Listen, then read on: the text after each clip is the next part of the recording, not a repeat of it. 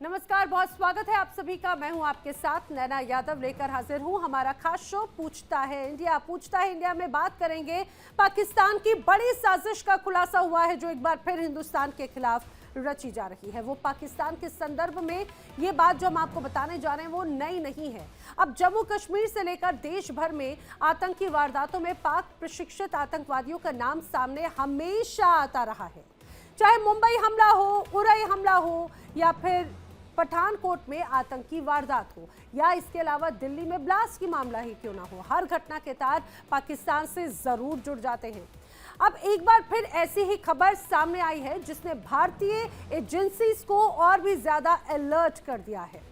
दरअसल पाकिस्तान में आतंकी संगठन लश्कर ए तैयबा और जैश ए मोहम्मद मिलकर भारत में बड़े हमले की योजना बना रहे हैं। समझिए जरा, बड़ी साजिश रची जा रही है। साजिश रचने वाला है लश्कर ए तैयबा, जैश ए मोहम्मद, वो आतंकी संगठन जो पाकिस्तान में मौजूद है और एक बार फिर पाकिस्तान की सरजमी से भारत पर हमले की योजना है। सूत्रों का दावा है कि लश्कर ए तैयबा के टॉप लीडर्स तलहा सईद, सैफुल्लाह कसूरी, अब्दुल रऊफ कुछ दिन पहले पाकिस्तान के बहावलपुर पहुंचे। यहां पर तीनों ही आतंकियों ने जैश के सरगना मसूद अजहर से मुलाकात की। अब खुफिया एजेंसीज के अनुसार जैश अब महिला आतंकियों को सक्रिय भूमिका में उतारने की तैयारी में है। जैश की महिला विंग जमात उल मोमिनात ऑपरेशनल टास्क उसे दिए जा रहे हैं और इनके साथ ही अन्य आतंकियों को भी भारत में घुसपैठ के लिए तैयार किया जा रहा है। और इसे देखते हुए बाकायदा भारतीय सुरक्षा एजेंसीज अब अलर्ट मोड पर है। जम्मू कश्मीर समेत बॉर्डर इलाके में चौकसी बढ़ा दी गई है। तो इसके अलावा आतंकी network, launch pad, sleeper cells पर कड़ी नजर रखी जा रही है।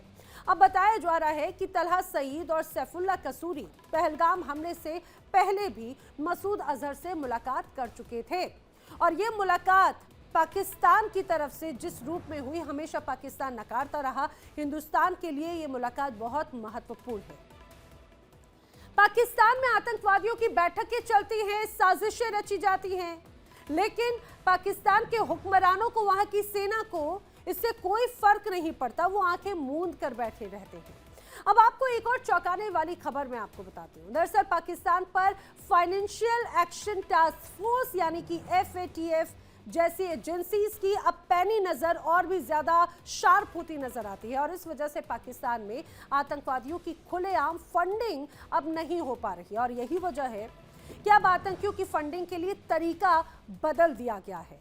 एक रिपोर्ट सामने आई, लश्कर ए तैयबा और जैश ए मोहम्मद गाजा में राहत के नाम पर पैसे इकट्ठा कर रखी हैं और ये आतंकी संगठन अब अपने अकाउंट में पैसे मंगवाने से बचते हैं। इसके बजाय ये लोग क्रिप्टो करेंसी या डिजिटल वॉलेट जैसे साधनों से पैसे इकट्ठे कर रहे हैं।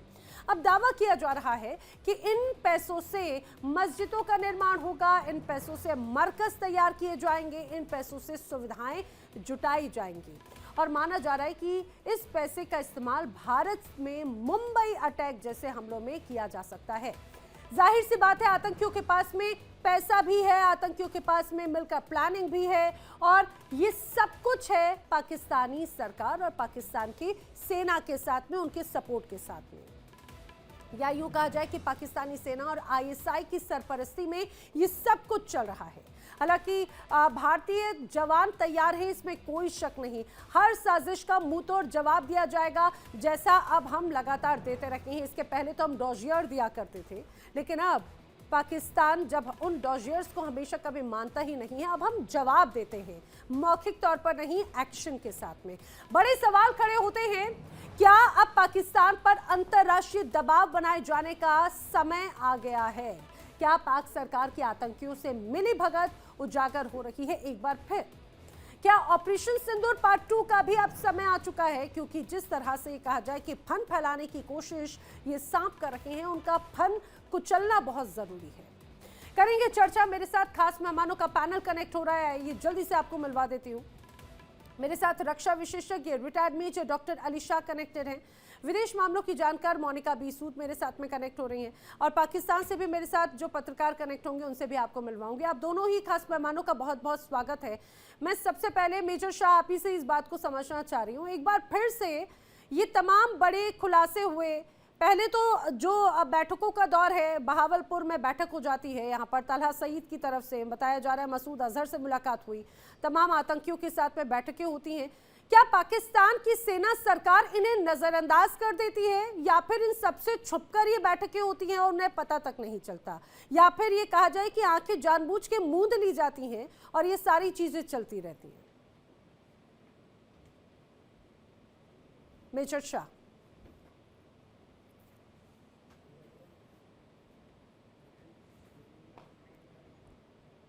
मेजर शाह तक शायद मेरी आवाज नहीं पहुंच पा रही है। मैं मोनिका बी सूद का रुख करती हूँ। मोनिका जी, यही सवाल मेरा आपसे भी, मुझे जरा समझाइए कि आखिर ये इस तरह से बार बार चीजें होती हैं और किसी को कानो कान खबर नहीं होती, ये संभव है क्या? मोनिका जी। मैडम, आपकी आवाज नहीं आ रही, I can't here you. Alright, ठीक है, मैं आपको दोबारा कनेक्ट करवाती हूँ। अगर आप मुझे सुन पा रही हूँ तो मैं आपसे यही समझना चाह रही हूँ कि आतंकियों की बैठकें हो जाती हैं, वहां पर तलहा सईद खुल्लम खुल्ला आतंकियों से मुलाकात कर लेता है, चाहे बात मसूद अजहर हो, हाफिज सईद हो, लश्कर तैयबा, जैश मोहम्मद, खुल्लम खुल्ला बैठक करते हैं, रणनीति करते हैं। पाकिस्तान की सेना सरकार को कुछ या पता नहीं चलता, या वो जानना नहीं चाहते, या सब कुछ पता होते हुए भी आंखें मूंद कर रखते हैं वो? देखिए, ऐसा है मैडम कि जो जितने भी ये एलईटी लश्कर तोयबा हो गया, या जितने भी इनके जो भी इनके ग्रुप चलाने वाले इनके हेड्स हैं और ये टेररिस्ट जितने भी हैं, ये सब चीज़ जो है, ये सब जो पाकिस्तान की गवर्नमेंट है उसके देख रेख के अंडर ही हो रही है। ये पूरे हम सबको पता और पूरी दुनिया को पता है कि जो भी मतलब इस टाइम चीफ हैं आर्मी के, उनका सीधा सीधा जो नाता, सीधा सीधा कनेक्ट इन लोगों के साथ है। ऑलरेडी पहले भी बहुत सारे शोज में मैं बता चुकी हूँ कि जो फंडिंग, जैसे ह्यूमैनिटेरियन ग्राउंड्स पे भी, चलो हम तो उसके बारे में बात आज कर रहे हैं, और भी जो फंडिंग आती है, जैसे आईएमएफ से लोन आया या कुछ भी आया, तो उसमें से 40 से 50% जो हिस्सा है उसका, वो सब लोग ये टेरर फंडिंग के लिए जाता है, लश्कर तोयबा को जाता है और जैश-ए मोहम्मद को जाता है, और ऐसे बहुत सारे संगठन हैं जिनको ये लोग ऐसा टेरर फंडिंग करते हैं, जिसका जो पूरा का पूरा इस्तेमाल होता है वो हमारे भारत देश के ऊपर ये लोग करते हैं। तो अब रही बात कि आप पूछ रहे थे पहले कि जो टेरर फंडिंग है, आपने बताया भी कि ये क्रिप्टो में करते हैं। तो एक बात मैं आपको कहना चाहूंगी कि 2025 में अप्रैल मई के करीब में ट्रंप सरकार की तरफ से उनकी फैमिली मेंबर्स जो ये क्रिप्टो एजेंसीज चला रहे थे, उन्होंने एक ओपन डील की थी पाकिस्तान के साथ, जिसमें कि क्रिप्टो करेंसी का खुलासा हुआ था कि अब जो इंडिया का नेबर है वो खुले तरीके से क्रिप्टो में डील करेगा।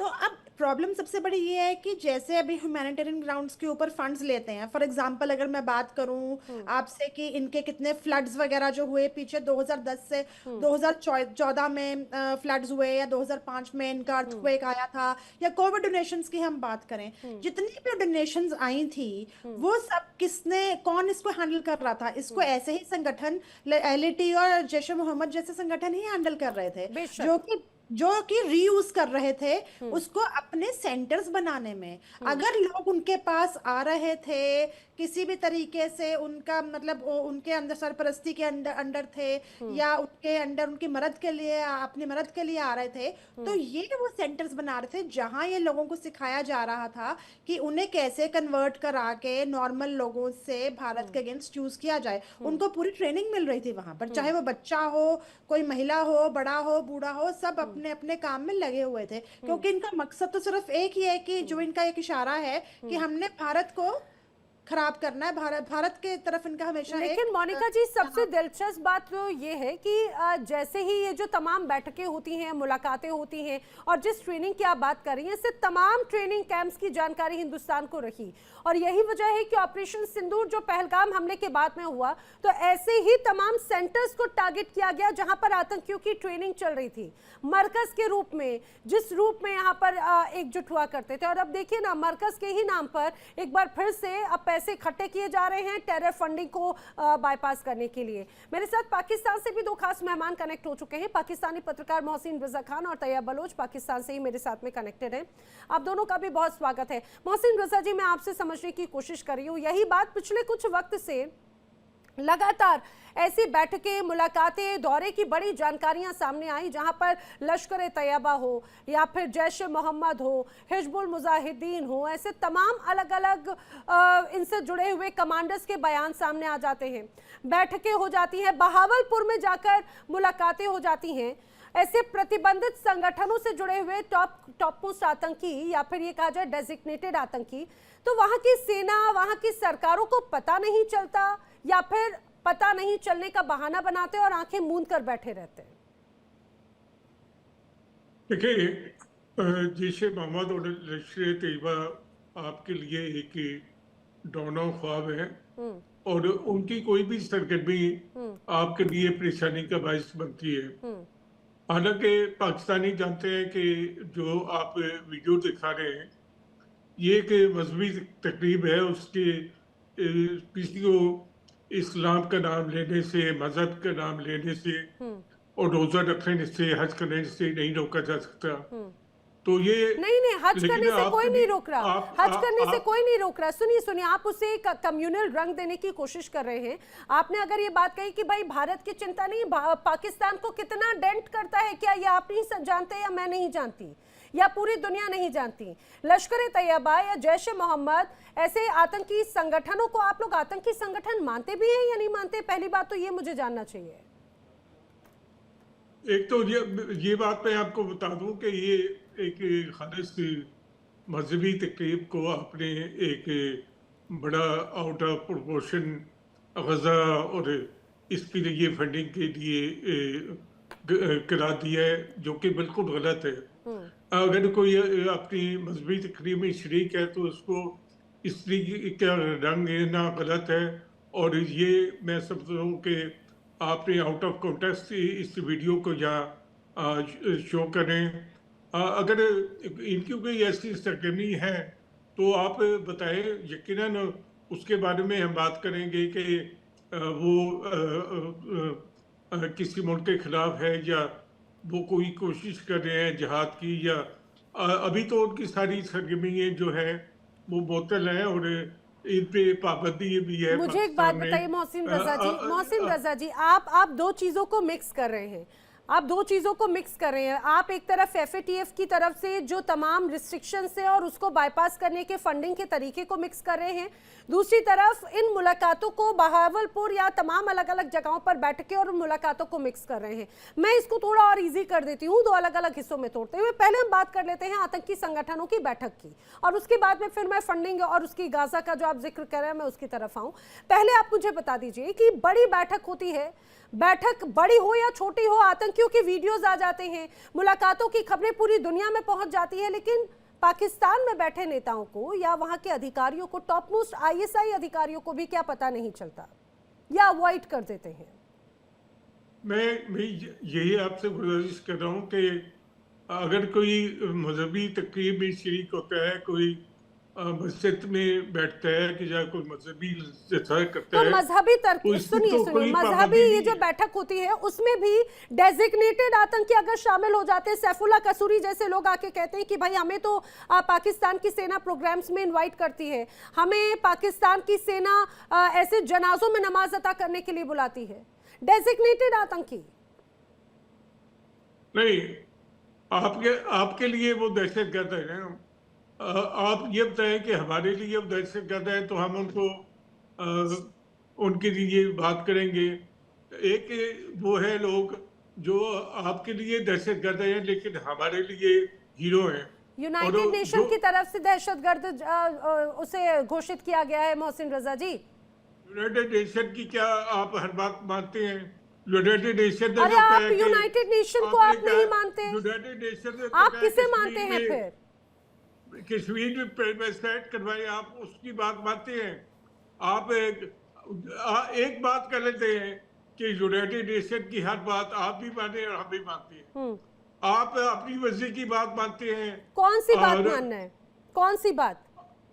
हिंदुस्तान को कितनी बार यूनाइटेड नेशन की तरफ से फटकार लगी? आप सुनिए, ये एक पुराना ख्वाब है आपका, अधूरा ख्वाब। जाने कितनी पीढ़ियां जो हैं वो बदलती चली गई। आप बार बार उसकी तरफ आते हैं। अगर मैं अभी बलूचिस्तान का जिक्र कर दूंगी ना, अगर जम्मू कश्मीर की बात है तो वहां के आवाम, वहां के जो राजा थे, वहां की जो रियासत थी, उन्होंने बाकायदा खुद हिंदुस्तान के साथ आने की बात कही। बलूचिस्तान में आपने क्या किया? 227 दिनों तक स्वतंत्र तौर पर उन्होंने अपनी सत्ता चलाई, उसके बाद में दबाव के साथ में आपने उन्हें अपने कब्जे में लिया है। वहां की जनता तो अभी भी अपने आप को आजाद मानना चाहती है।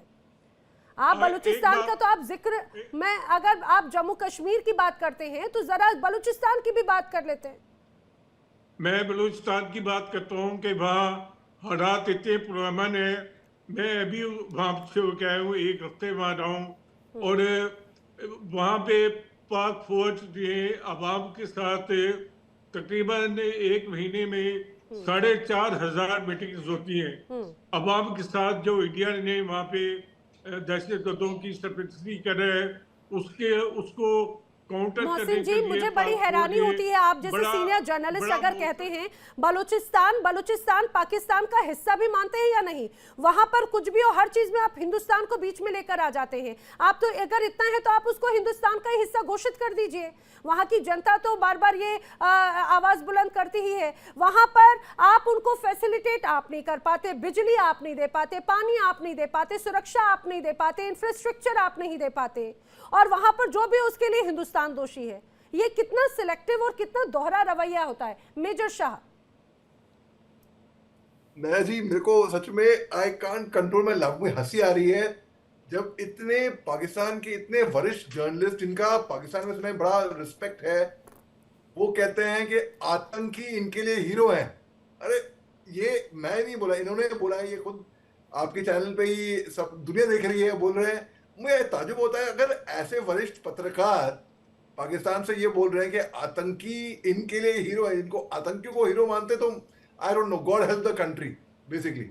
अब जो इनकी जो आतंकी हैं और जो जिनको कई लोग करार देंगे एक्सट्रीमिस्ट ऑर्गेनाइजेशन, आतंकी है बेसिकली, और ये एक्सप्लॉइट करते हैं ह्यूमैनिटेरियन क्राइसिस को। जैसे कि गाजा पट्टी में क्या हो रहा है, उसके नाम पे पैसे चंदा इकट्ठा कर लेंगे, पैसे ले लेंगे, उसके नाम पे पैसा जाएगा कहां पर? आतंकी संगठनों पे। अब पाकिस्तान में बेस्ड टेरर ग्रुप्स हैं, जैसे कि लश्कर ए तैयबा हो गया, जैश ए मोहम्मद हो गया, जिनको ये हीरो मानते हैं, ठीक है। अब वो टेरर फंडिंग, टेरर पैसे कलेक्ट कर रहे हैं, और टेरर फाइनेंशियल रेगुलेशंस भी हैं, जैसे कि इंटरनेशनल बॉडीज ने आइडेंटिफाई करने के लिए फ्रीज एसेट्स को फ्रीज करा है, और इन ग्रुप्स को जो टेरर फाइनेंसिंग में काम करते हैं। फिर चैरिटी ओवरसाइट की बात करें, और जैसे ऑर्गेनाइजेशन जो संगठन हैं जो इंक्लूड करती हैं चैरिटी, मेनली ये ज्वेल और ऑनलाइन मनी, कई सारे पैसों पे, प्रॉपर्टीज, लग्जरी प्रॉपर्टीज, उस पर ध्यान लगाते हैं, और ये पैसे इकट्ठा करते हैं। और जाता है पैसा कहां पर जानते हैं? पाकिस्तान में फैक्ट्री लगा रखी है बिल्कुल आतंकियों की, अपने आप को बम से उड़ा देने की। क्यों? क्योंकि इनके दिमाग में ना ब्रेन वॉश किया जाता है कि आपको हूरें नसीब होंगी, आप जन्नत में जाओगे, आपको ये मिलेगा, वो मिलेगा, तो इनको वो लालच दिया जाता है।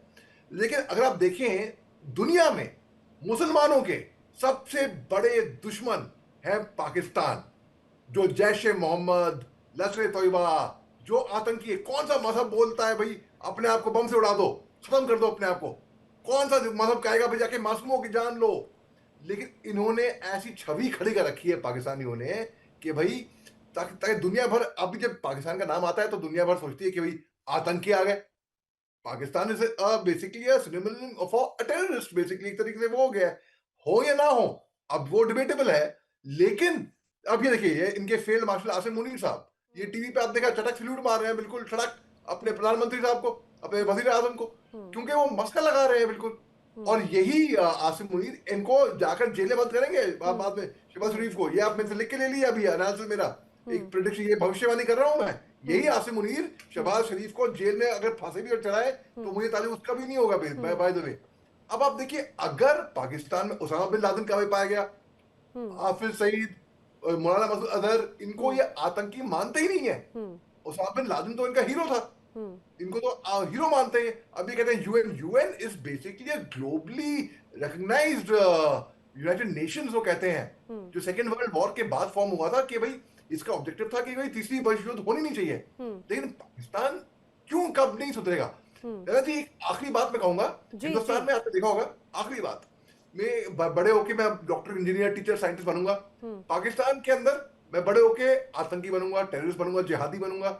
इस तरीके से पाकिस्तान के अंदर वो एम्बिशन, वो अगर मंशा लेके चले, अब भाई आपने ऑपरेशन सिंदूर के टाइम पे देख लेकिन लिया मेजर शाह मुझे लगता है कि वो बनना नहीं चाहते, दरअसल उन्हें जो तस्वीर दिखाई जाएगी वही बात है। लेकिन आज की जो जनरेशन है वो बड़ी समझदार है, जो जेनजी है वो बड़ी समझदार है। अभी हाल ही में एक पोस्ट डिलीट करवा दिया गया था जिसमें बाकायदा यहाँ की सेना और सरकार के खिलाफ कुछ बातें लिखी गई थी, सवाल पूछे गए थे, ये पूछा गया था कि भाई इस तरह से देश के हालात क्यों हैं। और उसके बाद में जब पोस्ट डिलीट करा दिया गया, एक्शन लेने की बात हुई, विदेशी धरती पर बैठ के उस स्टूडेंट ने किया था, उसके बाद से जेनजीज के विरोध प्रदर्शन का सामना भी करना पड़ा सोशल मीडिया पर भी। तो मुझे लगता है आज की जो जनता है वो बखूबी इस चीज को समझती है, और यही वजह है कि बलूचिस्तान, केपीके, पीओके के कई हिस्से से बार बार यही आवाज आती है कि भाई इतने सालों तक शोषण कर लिया हमारा, हमारे नाम पर लूटते रहे, और अब तो गाजा के नाम पर जनता से पैसे उगाही की जा रही है।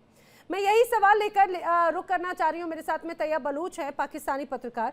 तैयब बलूच, अब खासतौर से फंडिंग की अगर बात की जाए, एफएटीएफ की तरफ से बार बार ग्रे लिस्ट में आना, और पिछले कुछ समय पहले जब ग्रे लिस्ट से हटाए गए तो उन्होंने ये भी कहा कि ग्रे लिस्ट से हटना मतलब परमानेंट इम्यूनिटी नहीं मिली है, इस बात को आपको ध्यान रखना चाहिए। और एफएटीएफ ऐसी संस्था है जो बखूबी जानती है कि टेरर फंडिंग का इस्तेमाल किस तरह से पाकिस्तान करता रहा है, और इसीलिए शायद उससे बाईपास करने के लिए अलग अलग तरीके अपनाए गए, सदा पे, इजी पे, और ऐसे ये कहा जाए चंदा वसूली की गई। लेकिन क्या इससे बच पाएंगे, और उस पैसे का इस्तेमाल किस रूप में हो रहा है? क्या यहाँ पे जनता के सपोर्ट के लिए, उनके उत्थान के लिए हो रहा है, खुद के उत्थान के लिए हो रहा है, या फिर सिर्फ हिंदुस्तान ही टारगेट है उस पैसे का भी? देखिए, सबसे बड़ी बात ये है कि ये जो मजहबी तकरीबात होती हैं उसमें इस तरीके से चंदा वगैरह इकट्ठा किया जाता है, लेकिन उसका मतलब ये नहीं होता कि वो दहशतगर्दी के लिए इस्तेमाल होगा, वो भारत के खिलाफ इस्तेमाल होगा, या वो गजा में होगा। वो ह्यूमैनिटेरियन जैशे मोहम्मद, लश्कर तैयबा, जैशे मोहम्मद या लश्कर तैयबा जैसे जो आतंकी संगठन है वो कोई सोशल फर्म्स है क्या, समाज सेवा कर रहे हैं क्या आजकल वो? और अगर इतना ही है तो मुझे एक बात बताइए, और ये जो प्रॉपर एक तरीका होता है, प्रॉपर अकाउंट में क्यों नहीं ट्रांजैक्शंस होते, अगर चंदा उगाही करने का तरीका ही है तो?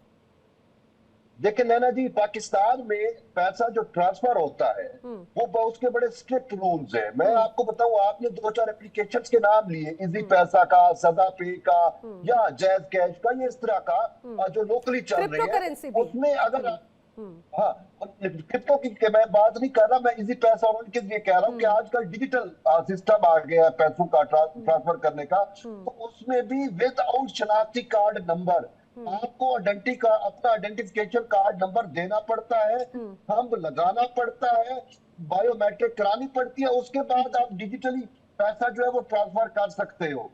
मतलब है बिल्कुल स्ट्रिक्ट चेक एंड बैलेंस है यहाँ पे। मुझे एक बात बताइए तैयब बलूच, आप बड़ी डिसेंसी से चीजों को रखते हैं तो मुझे लगता है आप बखूबी जानते होंगे एफएटीएफ से, उसकी निगरानी से, क्योंकि उसने बहुत सख्ती बरती है और ये स्पष्ट किया है कि अगर अब की बार इस तरह से कोई ये कहा जाए कि आप कुछ इस तरह की गलत हरकतों में शामिल रहते हैं तो उस पर सख्त कार्रवाई होगी, और इस बार ग्रे लिस्ट नहीं ब्लैक लिस्ट में जाएंगे, और मुझे लगता है कि वो हमेशा के लिए ब्लैक लिस्टेड हो जाएंगे, और उन्हीं से बचने के लिए अलग अलग गेटवेज अपनाने की कोशिश की जा रही है। देखिए, हमने फाटफ के तय करदा जो असूल है हमने उस पे फुलफिल किए हैं, इसी वजह से उन्होंने हमें जो है ग्रे लिस्ट से निकाला है। और अगर हम तो उन तमाम प्रिकॉशंस को, उन तमाम मेजर्स को लेके चल, देखिए मसला सिर्फ, देखिए भारत को ये मसला है कि शायद जो भारत मुखालिफ दहशतगर्द है वो पाकिस्तान में फंडिंग वगैरह कलेक्ट करते हैं। आप हमें भी तो देखें ना, पाकिस्तान के अंदर कितने ऐसे ग्रुप्स मौजूद हैं जो पाकिस्तान के खिलाफ दहशतगर्दी करते हैं। अगर हम कहीं पे हम ऐसे होल रखेंगे तो आप एक्शन क्यों नहीं लेते? मेजर शाह कुछ कहना चाह रहे हैं, दोनों को लेकर के खिलाफ ही इस्तेमाल होगी, ऑडियो आप करे सारे पाकिस्तान के खिलाफ हमने एक्शन लिया हुआ है, हमने तमाम मैकेनिज्म इंतहाई स्ट्रिक्ट किया हुआ है। देखिए करेंसी की अगर आप बात कर रहे हैं तो करेंसी पे चली गई है, इसका मतलब ये नहीं है कि वो भी दहशतगर्दी के इस्तेमाल होगी। ठीक है बोल दे। देखिए जी सिंपल सी बात है, ये लोग चटकी मारने की कोशिश करते हैं, तो जो स्क्रूटनी होती है ना, फाइनेंशियल एक्शन टास्क फोर्स है, FATF के, जैसे आपने बताया कि ग्रे लिस्ट पे था, अभी सीधा ब्लैक लिस्ट होएगा। अब ये इन शिफ्ट हुआ है बैंक अकाउंट से डिजिटल वॉलेट्स, क्रिप्टो करेंसी जैसे कि इजी पे, पैसे, सदा पे, इन सब पे। और टोटल अमाउंट जो है, जैश मोहम्मद ने बोला है, ये मैं नहीं बोल रहा हूँ, जैश मोहम्मद ने रिपोर्ट किया है कि ये इनका लक्ष्य है कि पाकिस्तान रुपीज 3.91 बिलियन कलेक्ट करे कंस्ट्रक्शन के लिए 313 नए टेरर ट्रेनिंग फैसिलिटी। ये जैश मोहम्मद की तरफ से बयान आया है बाय द वे।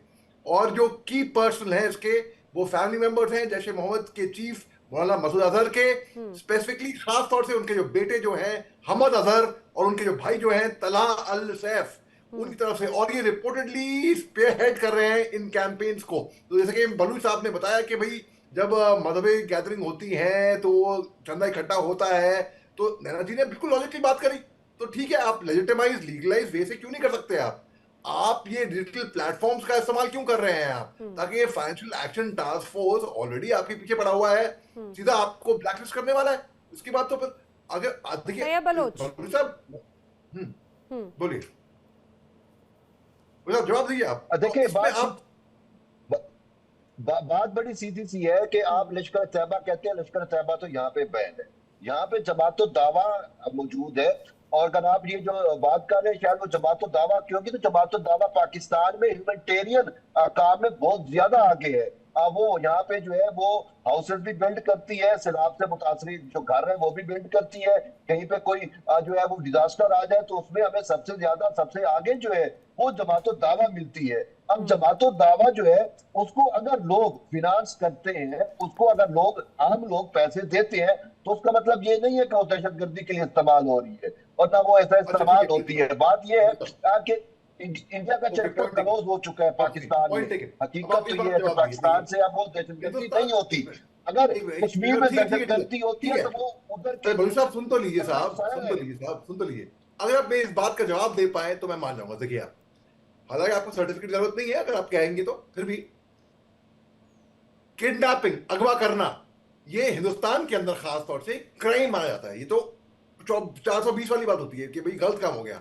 आपके मिनिस्टर ने बोला है, ख्वाजा आसिफ ने बोला है कि भाई अमेरिका नेतन्याहू को भी क्यों ना किडनैप कर ले, अमेरिका या तुर्की, उनको भी किडनैप, ये वर्ड इस्तेमाल किया है, किडनैप। अरेस्ट वर्ड नहीं इस्तेमाल किया है, किडनैप। जैसे कि वेनेजुएला के प्रेसिडेंट को किया, वैसे अमेरिका, और आप अमेरिका के दोस्त हैं, तो आप कहते हैं कि भाई, तो क्या आप उसको गलत काम जो वेनेजुएला प्रेसिडेंट के साथ हुआ उसको सही मानते हैं या गलत काम में मानते हैं? पहली बात तो, क्या आप किडनैपिंग को सही काम मानते हैं, या कहते हैं अरे होता है, चलता है, दुनिया है, बड़े बड़े शहरों में छोटी छोटी बातें होती रहती हैं, ऐसा मानते हैं आप? देखिए अली शाह साहब, पहली बात है कि जो मदोरों के साथ हुआ हम उसकी मजम्मत करते हैं, वो इंतहाई घटिया फेल था अमेरिका की जानिब से, और हमने सलामती कौंसिल में भी इस पर आवाज उठाई। दूसरी बात यह है कि जब आप नेतन्याहू की बात करते हैं तो नेतन्याहू जो है वो क्रिमिनल है। उसने जो है वो सैकड़ों हजारों बल्कि लाखों फलस्तीनियों का कत्लेआम किया है। मैं अगर मुझसे पूछे, वो तो ख्वाजा आसिफ की बात है, मुझसे पूछे तो मेरी बात तो ये है कि उसको तो जीने का हक भी नहीं देना चाहिए। ठीक है। ये देखिए, इजराइल गाजा का मसला अपने आप में बड़ा गंभीर है, पूरी दुनिया उस पर चिंता जाहिर कर रही है। लेकिन मैं एक बार फिर से डाइवर्ट ना होते हुए वापस लेकर आती हूँ। यहाँ पर तैयब बलूच, आपने एक बड़ी बात कही, आपने कहा कि भाई लश्कर ए तैयबा तो बैन है, ये आप भी जानते हैं, हम भी जानते हैं। उनके आतंकियों की जो बैठकें हो जाती हैं, उनके वीडियो सार्वजनिक हो जाते हैं। सैफुल्लाह कसूरी का वीडियो सामने आए हुए बहुत ज़्यादा वक्त नहीं हुआ, और ऐसे आतंकियों के तमाम वीडियोस आए हुए बहुत ज़्यादा वक्त नहीं हुआ। अगर बैन है तो आखिर उनसे रिलेटेड लोग किस रूप में इस तरह से बढ़ते चलते नजर आते हैं? अभी मोहसिन जी ने कहा था भाई वो हमारे लिए दहशतगर्द होंगे, यूएन की तरफ से, ईयू की तरफ से, ऐसे तमाम बड़े संगठनों की तरफ से लश्कर ए तैयबा आतंकी संगठन घोषित किया जा चुका है, जैश ए मोहम्मद, हिजबुल मुजाहिदीन। अब आपने जमात उद दावा की बात की, जमात उद दावा क्या है तैयब बलोच, आप ज्यादा बेहतर बताएंगे। किसका प्रॉक्सी संगठन है, किसका दूसरा नाम है, किसका छोटा भाई या संगठन के रूप में कहा जाता है? जमात उद दावा है क्या? देखिए नैना जी, बात सीधी सी है। देखिए, अगर आप जिनके नाम बता रही हैं कि वो पब्लिकली मीटिंग्स करते हैं, गैदरिंग्स करते हैं, सब कुछ करते हैं, अगर वो देखिए बात बात ये है कि अगर वो दहशतगर्दी के लिए या वट एवर किसी भी मकासद के लिए वो कर रहे हैं तो वो तो ऑफ द रिकॉर्ड होनी चाहिए। नहीं, अब बलोच उनकी ये तो गुडी वीडियो गुडी होटल बातें में करके नहीं आप कवर अप करने है। की कोशिश कर रहे हैं, आप गुडी गुडी बातें करके। मोनिका जरा इनको समझाइए, जमात उद दावा, लश्कर तैयबा और ये जितने नाम है, बस ये कवर सबके अलग अलग होंगे, किताब असल में सिर्फ एक ही है।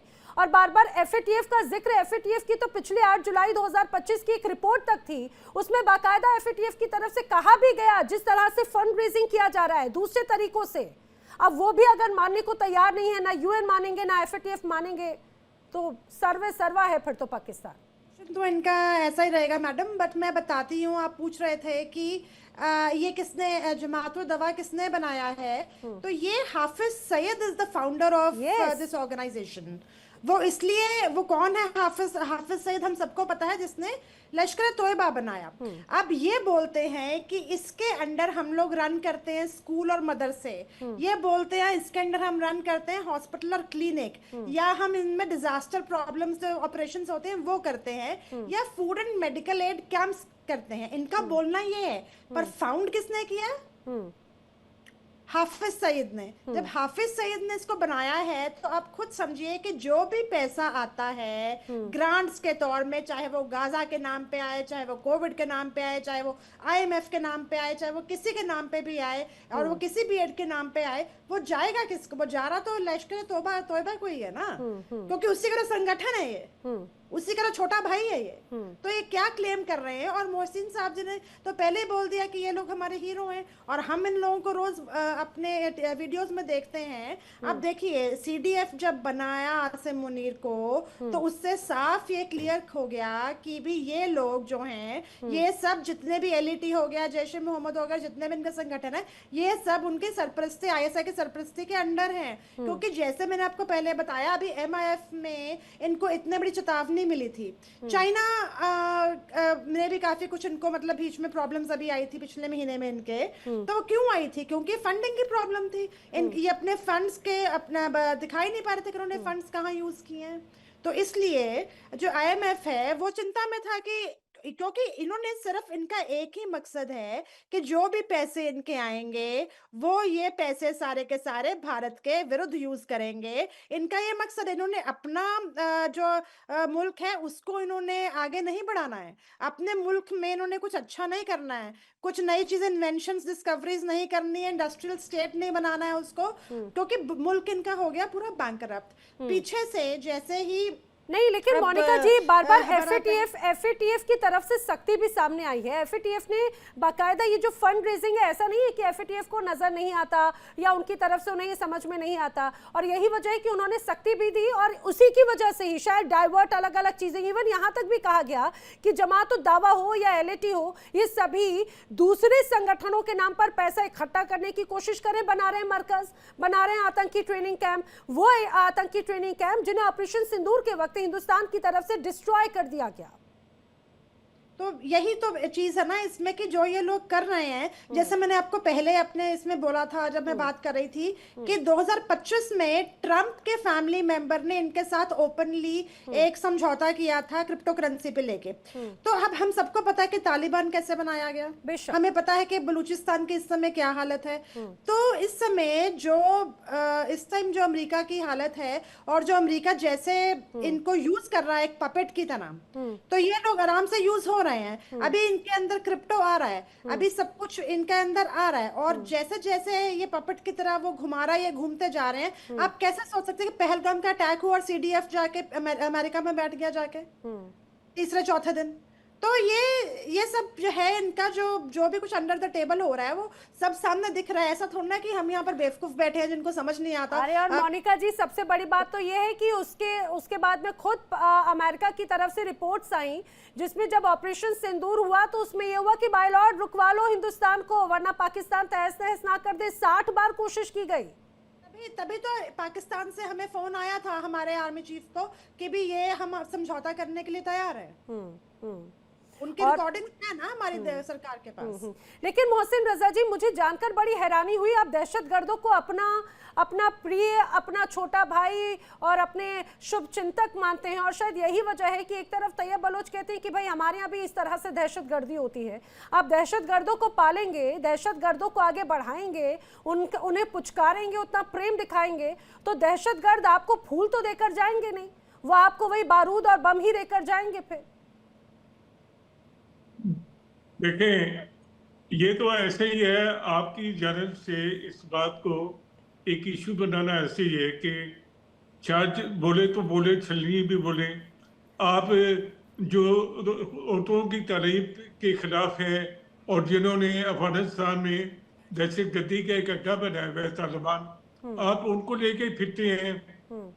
आपकी रियासत तालिबान के साथ बड़े गले मिल रही है, उनको मोहसिन बिठा रही रजा है। खान, मोहसिन आप रजा खान, उनके हिंदुस्तान बारी करके जा रहे हैं। हिंदुस्तान के ताल्लुकात तालिबान के साथ में नहीं है। प्लीज, तालिबान को आप अपने पास में रखिए। तालिबान तो आप ही का ही बच्चा है, तालिबान आप ही का ही बेबी है। हमारे ताल्लुकात अफगानिस्तान के साथ में हैं और वो 2025 या 26 से नहीं है, वो सदियों पुराने हैं। तो आप उसे ये डाइवर्ट करने की कोशिश ना करें। और अगर अफगानिस्तान के साथ में हिंदुस्तान के साथ में अगर कनेक्शन है, तो हिंदुस्तान ने वहां पर इंफ्रास्ट्रक्चर दिया है, आपकी तरह गोला बारूद या आतंकवाद नहीं फैलाया, ना दहशतगर्दी थी, और हिंदुस्तान की यही पॉलिसी होती है। तो आप तालिबान के साथ में आपका कनेक्शन है, अलकायदा के साथ आपका कनेक्शन है, लश्कर तैयबा, हिजबुल मुजाहिदीन, इन सब का आपके साथ में कनेक्शन है। प्लीज, बड़े अल्हम्दुलिल्लाह हर एक के साथ हमारे इस्लामी रिश्ते हैं, लेकिन हम दहशतगर्दी के बिल्कुल हामी नहीं है। अलबत्ता कश्मीर में जिनको आप दहशतगर्द कह रहे हैं, वो आज़ादी की जंग लड़े हैं। आज़ादी की अच्छा, जंग आजादी लड़ने की वालों जंग के लड़ने हम वाले आपको साथ हैं। यहाँ पर वहाँ प्यारे कश्मीर नजर में आते हैं, और फिर अगर बीएलए की तरफ से या बीएलएफ की तरफ से आवाज उठाई जाती है तो वो आपके लिए दहशतगर्द हो जाते हैं। सारे गेस्ट को ऑडियो करना। मोनिका बी सूद भी कुछ कह रही हैं। मोहसिन साहब बोल रहे हैं कि आजादी की जंग लड़ रहे हैं। कौन सी आजादी की जंग लड़ रहे हैं? ये इनको हिस्ट्री पता नहीं है क्या? कौन सी आजादी की जंग लड़ रहे हैं? आजाद तो आप ऑलरेडी हैं। जब 1947 में बंटवारे में गए यहाँ से, आजाद तो सरफ तभी से है। आपको नहीं उसके पता, बाद 1948 में आपको नहीं पता कि अभी तक कश्मीर का जो भी ये ना जो है ब्रिटिश आर्मी थी, उसको आपने यहाँ पर मुतहदा भेज के दिया। सिर्फ अभी तक इसलिए कश्मीर क्योंकि जो है कश्मीर मुतहदा के जो राजा एजेंडे पर थे, है। आप उसके आप बाद उन्होंने कश्मीर जब का हिंदुस्तान इशू को अरे अपना मोहसिन रजा खान, access जरा दिया। अपडेट रहने की जरूरत है आपको। मुझे लग रहा है कि आप उस ख्वाब से नहीं निकले जो आपने 1947 या 1990 तक आपने एक अलग दहशतगर्दी वाला क्रिएट किया। 2025-2026 का आजाद जम्मू कश्मीर, वहां की आवाम दहशतगर्दों के साथ में नहीं रहती। वहां पर रेलवे का इंफ्रास्ट्रक्चर, वहां पर हॉस्पिटल्स का इंफ्रास्ट्रक्चर, एजुकेशन इंफ्रास्ट्रक्चर, टूरिज्म का इंफ्रास्ट्रक्चर, आपने वहां पर टेररिज्म फैलाने की कोशिश की, और यही वजह है पूरी दुनिया देखती है। आप बार बार बात करते हैं जम्मू कश्मीर की। अगर आप कहते हैं खासतौर से ऐसे लोगों को दहशतगर्द आप नहीं मानते, तो आप बीएलए की तरफ से जो आवाज बुलंद की जा रही है, आप उन्हें दहशतगर्द या आतंकी कैसे कह देते हैं? फिर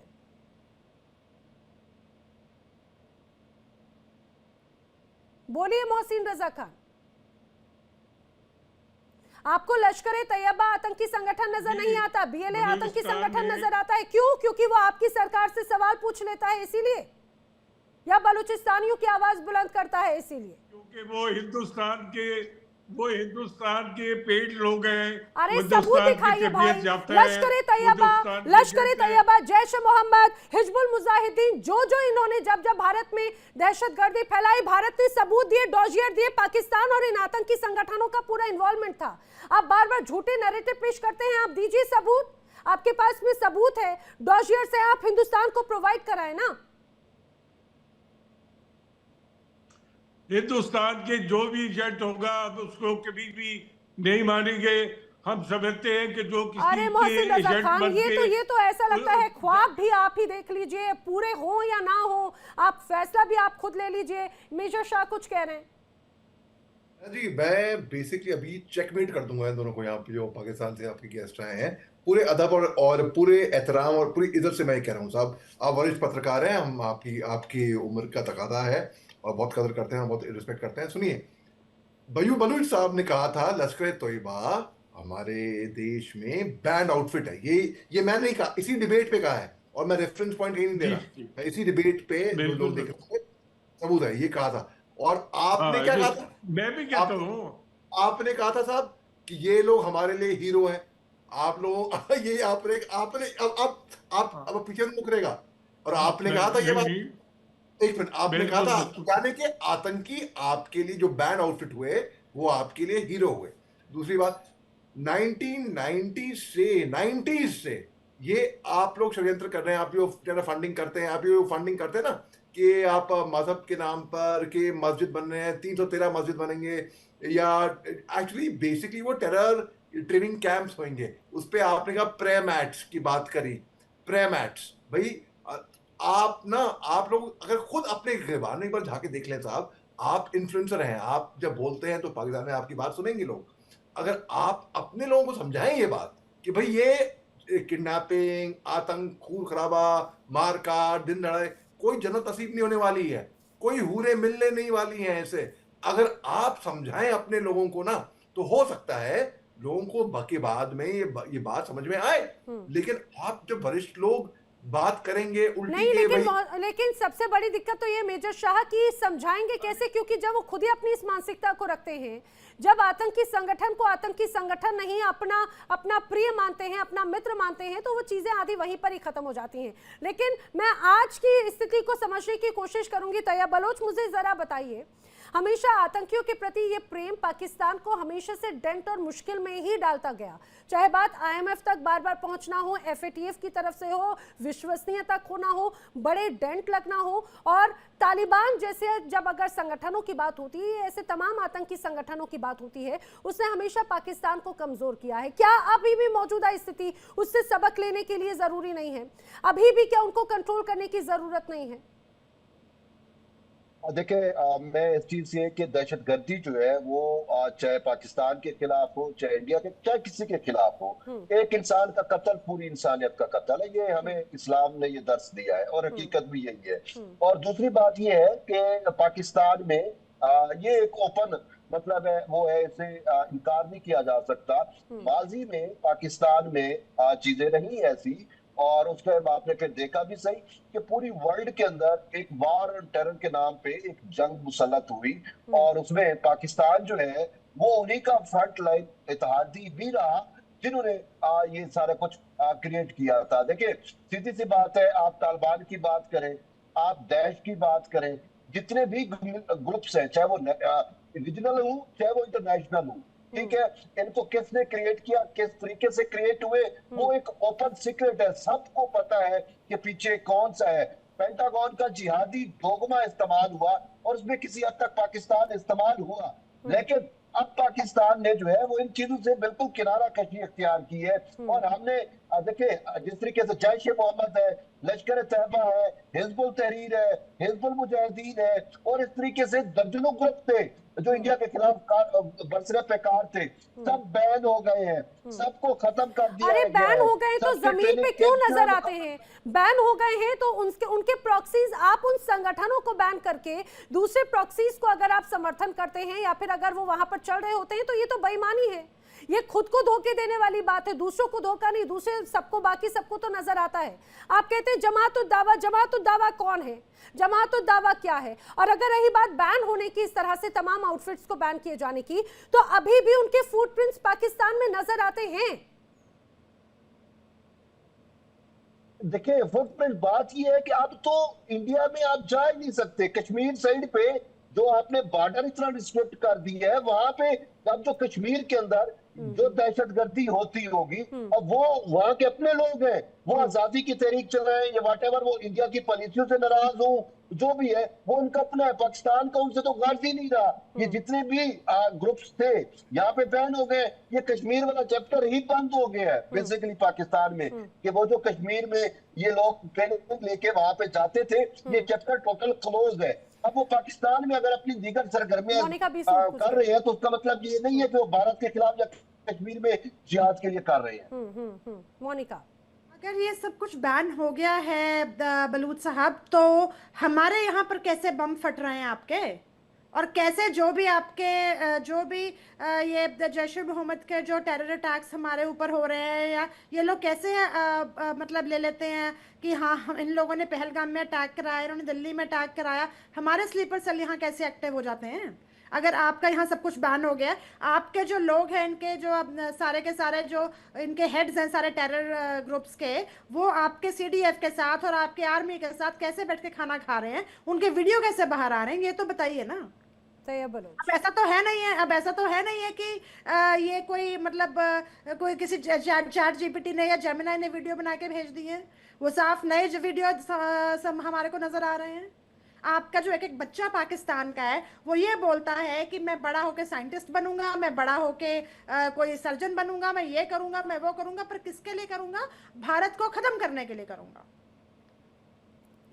आपका एक छोटा सा देश जो भारत से निकला, वो भारत के ऊपर ही आतंकी हमले करवा रहा है। और ये नहीं है कि मैं बार बार ये बोल रही हूँ कि जो आपकी आईएसआई आपकी आर्मी है उसके अंडर ये सब कुछ चल रहा है, ये एक उसका साइड विंग के तरीके से चल रहा है। और मेजर शाह ने बिल्कुल सही कहा था कि कोई वो लिख के दे सकते हैं कि भी आने वाले समय में डेफिनेटली जो शहबाज शरीफ है उनको फांसी पे लटका दिया जाएगा, क्योंकि सीडीएफ जो जिनको जो इम्यूनिटी इस समय मिली है उस इम्यूनिटी के अंतर्गत हो ही नहीं सकता कि कोई पीएम टिक जाए। वैसे भी आज तक इनका कौन सा पीएम टिका है बताइए इतने सालों में, जब से और ये किसी भी देश के लिए, लोकतांत्रिक देश के लिए बड़ी शर्मनाक बात हो जाती है मोनिका जी भी, और वो ये बेसिकली इन्हीं तमाम परिस्थितियों को ध्यान में रखते हुए। तैयब बलोच जी। देखिए सबसे बड़ी बात है जब भारत जैसा एक देश ऐसा मौजूद हो जो पाकिस्तान के वजूद को भी ना मानता हो, उसके लिए खतरा हो, तो फिर वहां पे जो है वो सिक्योरिटी स्टेट अगर पाकिस्तान बन जाता है, आपके लिए खतरा कोई और नहीं बल्कि आपके खुद के अपने हैं, वो अपने जिन्हें जो आतंकी, जिन्हें बड़े स्तर पर आतंकी घोषित किया गया। अब तो मैं ये भी नहीं कह सकती क्योंकि आप ना यूएन को मानते हैं ना आप तमाम ऐसे बड़े संगठनों को मानते हैं जिनकी तरफ से इन्हें आउटफिट्स, इन तमाम आउटफिट्स को बैन किया गया। यूएनओ तो खत्म हो गई, यूएनओ को कौन मान रहा है? अमेरिका ने कहा मैं यूएनओ की फंडिंग भी वापस ले रहा हूं। अरे तो अमेरिका ने, आप अमेरिका को मानते हैं? अच्छा आप अमेरिका को मानते हैं, ये बताइए। अमेरिका एक मुल्क है, वो मौजूद है, मैं उसको मानता हूँ, उसको उससे कौन इनकारी है? आपने यूएन, चलिए आपने यूएन को मानना बंद कर दिया, आप ऑफिशियली, आपकी तरफ से ऑफिशियली ये कह देना चाहिए ना कि यूएन को अब हम नहीं मानते, यूएन की तरफ से जो तमाम आदेश या जो तमाम बड़े रिस्ट्रिक्शंस हैं हम उन्हें नहीं मानते। आज के बाद यूएन का कोई भी आदेश हम बिल्कुल स्वीकार नहीं करेंगे। पाकिस्तान और इंडिया दोनों एक ही उस नुक्ते पर जो है फोकस है कि अक़वाम मुत्तहिदा की जो है वो रिस्ट्रक्चरिंग चीज है, वो फाल इदारा नहीं रहा। ये आप अपने वो जो डिप्लोमेट्स है उनसे भी पूछ ले, इंडिया का भी यही मौक़िफ़ है, पाकिस्तान का भी मौक़िफ़ है। अच्छा तैयब बलूच, मुझे एक बात बताइए, फिर आप किसे मानते हैं? आप इंडिया को अपना मानते नहीं? इंडिया से आपने हमेशा इस रूप में दहशतगर्दी फैलाने की कोशिश की। अफगानिस्तान के साथ में एक अलग टसल है, बलूचिस्तान आपसे अलग होना चाहता है, बलूचिस्तान आपको अपना मानता नहीं है। बांग्लादेश आपसे खतर में वैसे ही अलग हो गया, फिर से अब आप वो वाली टीस और कसक ऐसी है कि वहां पर भी दहशतगर्दी फैला दी एक खतर का बदला लेने के लिए। मैं इंडिया को मानता हूँ, इंडिया जो है वो एक जमहूरी देश था, लेकिन मैं कहता हूँ इंडिया जो है अब तो मोदी रजीम के अंदर जो है वो इंडिया का सेकुलर। अरे तैयब बलोच, ये खतरा आप लोगों को दरअसल इसीलिए, वो आपको इतना डर, वो फोबिया इसीलिए है क्योंकि जैसे ही पिछले कुछ वक्त से ना आप डोजियर देने की जगह जवाब देने की बात आई ना, और इसलिए कहा गया कि भाई नया हिंदुस्तान आंख में आंख डाल के बात करेगा और उसकी ये जो हमसे जिस भाषा में बात करेगा उसी भाषा में जवाब दिया जाएगा। इसीलिए आपके आंखों के तारे हैं पीएम मोदी हमारे। अच्छा, कल मैं आपके आर्मी चीफ की एक स्टेटमेंट सुन रहा था जिसमें उन्होंने तस्लीम किया कि पाकिस्तान ने हमारे 6 हथियार गिराए हैं। देखिए ये पाकिस्तान छोटा देश जरूर है लेकिन पाकिस्तान जो है वो इंतहाई ताकतवर भी है। अब देखिए आपने कहा अब अगर हम सिक्योरिटी स्टेट ना हो तो हमें तो अफगानिस्तान और इंडिया जो है वो हसन कर जाए, हड़प कर जाए। सिक्योरिटी स्टेट होना भी हमारी मजबूरी बन चुका है और ये भी सच है। तो इसी वजह से मैं आपको बताऊं मेजर शाह जरा बताइए इनकी मजबूरी क्या है? इनकी मजबूरी इस स्टेट नहीं बल्कि अगर आप सबसे बनाकर चलते तो हिंदुस्तान के साथ साथ आप भी चौथी नहीं तो कम से कम 10वीं बड़ी अर्थव्यवस्था तो हो ही सकते थे। जिस तरह से जितना समृद्ध आपका देश रहा, जितना समृद्ध पाकिस्तान की खूबसूरती रही, क्योंकि अगर देखा जाए डीएनए तो सभी का एक है, जो हिंदुस्तान से ही आप लोग यहाँ से निकले हैं। तो अगर उसी नक्शे कदम पर अगर आप चलने की कोशिश करते तो शायद 5वीं नहीं, दूसरी नहीं, 10वीं तो आप बड़ी अर्थव्यवस्था बन जाते। लेकिन आपके जहन में सिर्फ एक था, हिंदुस्तान को डैमेज करना। मेजर शाह जी, हिंदुस्तान में ना हमारे जैसे कि हमारा जो खानदान है, हमारी एक मार्शल परंपरा है, एक मार्शल ट्रेडिशन है। हम लोग, हमारे खानदान में हमारी सारी पीढ़ियां फौज में आती हैं। बेसिकली मेरे फादर भी फौज में थे, वो हिंदुस्तान के डेप्यूटी चीफ आर्मी स्टाफ थे, और मेरे एंसेस्टर्स ने भी वर्ल्ड वॉर में फाइट करी है। देखिए, तो एक प्राइड लेते हैं हम लोग कि फौजी हैं, ठीक है, सेकंड जनरेशन, थर्ड जनरेशन। इस पाकिस्तान के अंदर क्या है कि वो प्राइड लेते हैं जनरेशन के बाद पीढ़ियां आतंकी जब बनती हैं, जैसे कि मसूद अजहर के बेटे हमद अजहर, उनके जो भाई है और जो भाई हैं तला अल सैफ, और पूरा खानदान बेसिकली आतंकियों में भरा हुआ है। तो यहाँ पर वो लीगेसी को कंटिन्यू करना चाहते हैं। हाँ, तो यहाँ पर प्राइड ली जाती है। Second generation terrorist, third generation terrorist, kidnapping को, अगर आप किडनैपिंग को बुरा नहीं मान रहे, एक ऐसा देश, लेकिन मोहसिन रजा जी जो बात यहाँ मेजर शाह कह रहे हैं, ये तो चिंता की बात है ना। फिर तो वो चीज को कहीं ना कहीं पर तो आपको उसकी नस को काटना पड़ेगा, उस रस्सी को काटना पड़ेगा, वरना जो आतंकियों की जो एक बड़ी पैठ जो उपजी थी वो तो कंटिन्यू होती रहेगी, और पाकिस्तान की स्थिति कभी सुधरेगी नहीं। हिंदुस्तान हमेशा हर बार ऐसे ही जवाब देते रहेगा, फिर तो स्थिति कभी सुधरने वाली नहीं। देखिए, एक तो पहली जो आपकी बात है उसको मैं कर दूं कि इंडिया ने पाकिस्तान को नुकसान नहीं पहुंचाया। पाकिस्तान के अपने हालात ऐसे हैं, और पाकिस्तान के अंदर कुछ रास्ते ऐसे हैं कि पाकिस्तान को नुकसान पाकिस्तान से ही पहुंचा है। बिल्कुल, पाकिस्तान को कोई वो हमारी एक फिल्म थी मोला जट, उसका एक डायलॉग था कि मोले ने कोई नहीं मार सकता, मोले ने मोला ही मारता है।